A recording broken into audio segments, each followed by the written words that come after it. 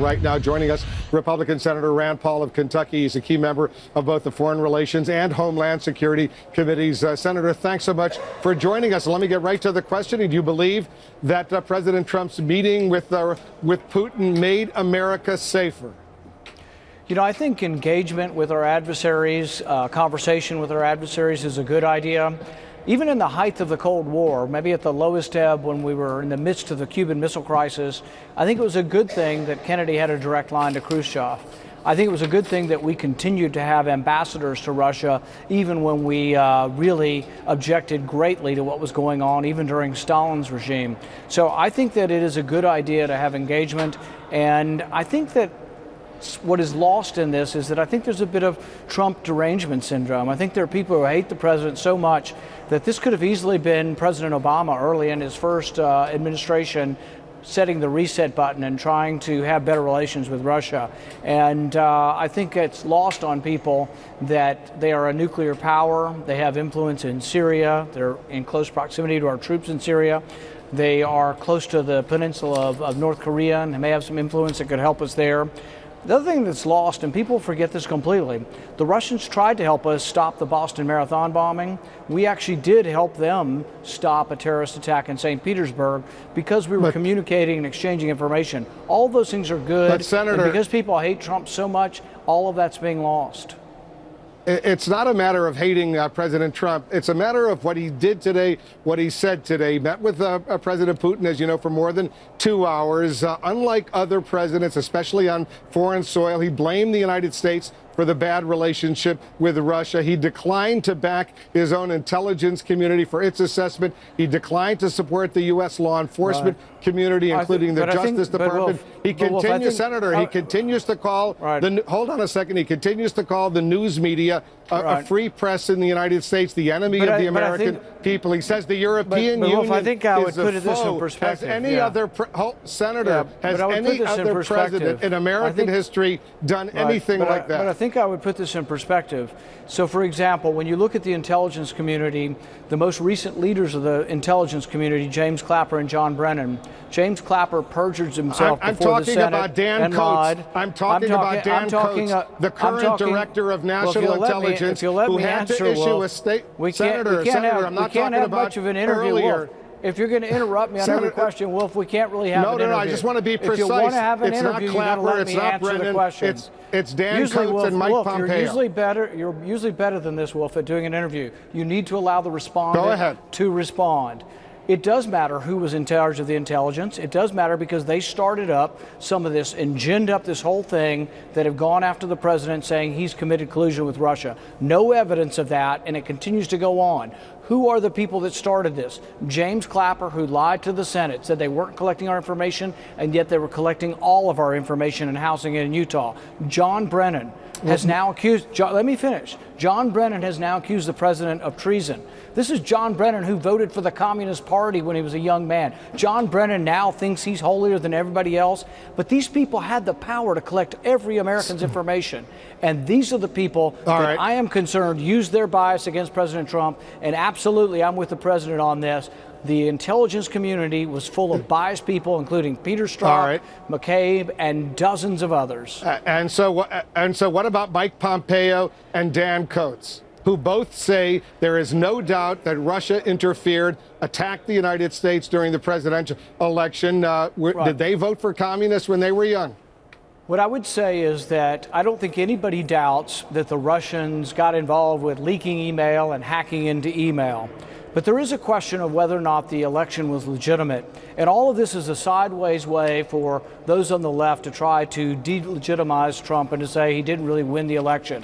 When in reality, the election was really about Hillary Clinton being unfit for office, being a dishonest person who enriched, her and her husband enriched themselves at taxpayer expense and at the expense of receiving money from people like the Sultan of Brunei and Saudi Arabia. So it was really a much more complicated situation. But what's happened is everybody now says, oh, the Russians, the only reason Trump is president is because of the Russians. So you can see how he would take that personally. And frankly, I don't think anybody in Kentucky, he got nearly 80% of the vote in the mountains. I don't think anybody was influenced at all by anything to do with the Russians. They didn't like Hillary Clinton because she wanted to kill the coal industry in our state. But Senator, you know, you and I have known each other for a long long time. I've interviewed on many occasions. Let me put up on the screen what Dan Coates, the director of national intelligence, a former Republican senator, a former U.S. ambassador to Germany. Russia definitely did try to influence the campaign. That's what he said. Chris Wray, the FBI director, also named by the president. I have no reason whatsoever to doubt the assessment of the intelligence community. Hold on. Mike Pompeo,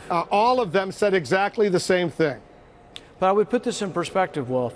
Dov Levine looked at this from the Carnegie Mellon Institute, and he looked at it from 1946 to 2000, and he found 81 times that the U.S. involved themselves and meddled in elections of foreign countries, 36 times that the Soviet Union did. It doesn't make it right, but I've said this before and I'll say it again. Any country that can spy does, and any country that can meddle in foreign elections does. All countries are doing this, but we've elevated this to a higher degree, and we've made this all about the sour grapes of Hillary Clinton losing the election, and it's all about partisan politics now. This is truly the Trump derangement syndrome that motivates all of this. Senator, I got to disagree with you. And I know Dan Coates disagrees with you as well. I'll read the statement he issued today after the president's news conference with Putin. Listen to this, and then I'll give you a chance to respond.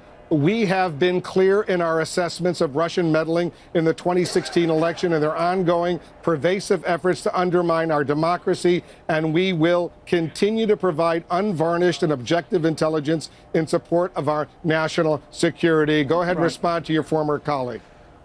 And I don't disagree with anything that was said there. What I would say is that instead of making this about everything's about Trump and accusing Trump of collusion with the Russians and all this craziness that's not true, we should try to protect the integrity of our elections. Nobody is talking about protecting the integrity of the elections. How would you protect the integrity of our elections?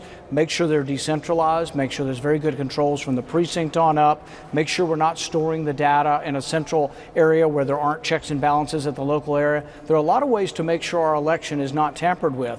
Also, it's important when you say the Russians meddled, they hacked into Hillary Clinton's email and revealed some truths about her that weren't very popular. I agree they did that. But the thing is nobody's alleging that votes were changed or that they got into our electoral system. But that is a danger, Senator, and we should guard against that.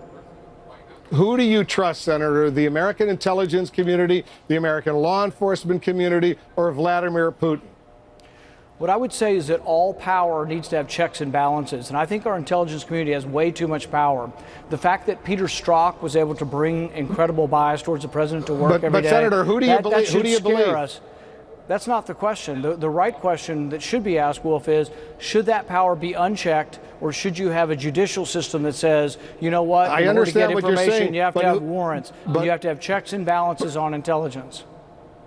But who do you believe? The intelligence community of the United States or Putin?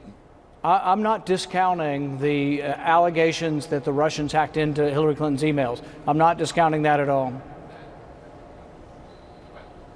So why don't you just say you believe in the intelligence community, the law enforcement, you accept their assessments and move on? Let me read to you a tweet that Newt Gingrich, the former speaker, just put out, and I'll read it to you right now. President Trump must clarify his statements in Helsinki on our intelligence system, and Putin, it is the most serious mistake of his presidency and must be corrected immediately. Do you agree with Gingrich? No, I think people have gotten over top on this and lost the big picture. The big picture is that we should be engaged with Russia. We should have conversations with Russia. We have serious conflicts in various parts of the globe. It would be a mistake not to have open lines of communication with them. And I can tell you what I have told the Russians who are here in the United States when I've conversed with them. Hacking into the election, if they did it, and in all likelihood the evidence looks like they did, it has backfired because it's made relations worse. And so they want to have better relations. There should be a great deal of incentive as time goes on for them not to do it again because it's made relations so much worse. And so my hope is that we will push the issue and that over time those incentives will be apparent. I know there's a little delay. I'm here in Helsinki, you're in Washington, so occasionally it might be awkward. Bottom line, Senator, do you believe that what President Trump did today here in Helsinki was good? I think it was a great idea and a good idea to meet with the Russians and to have engagement, conversations, and to make sure that we don't accidentally stumble into war. Everybody agrees it's good to have good relations with Russia, to have a dialogue with Russia. But do you believe it was good that the President of the United States threw his intelligence community under the bus and sided with Putin? Yeah. I don't see it that way at all, but I do see that many Democrats have come forward and they basically want a confrontation. They suggested that he not meet with Putin. So really the question of to meet or not meet, almost every Democrat in Washington came on your program and other programs and said he shouldn't meet with Putin. That's the kind of sort of, I think, simplistic thinking that leads to war. We should continue to have conversation even with our adversaries, probably most particularly with our adversaries.